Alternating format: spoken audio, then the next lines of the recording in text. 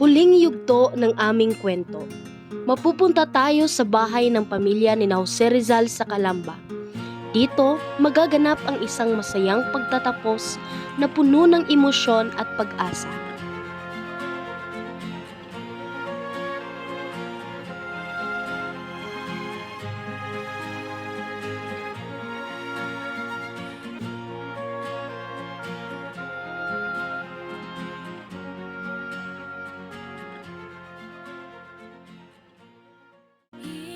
Ang pagbabalik ni Chidora ay nagdulot ng malalim na gulat kay Jose Rizal.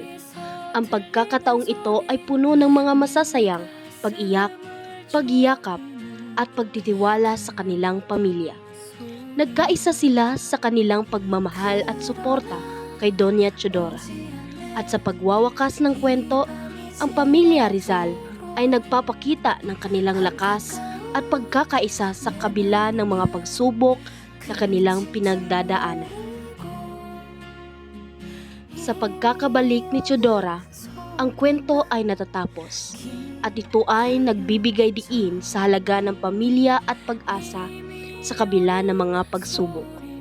Ito ang pagtatapos ng kwento kung saan ang pamilya ni Rizal ay nagpapakita ng kanilang pagmamahalan at pagkakaisa bilang pagsalubong sa kanilang kinabukasan.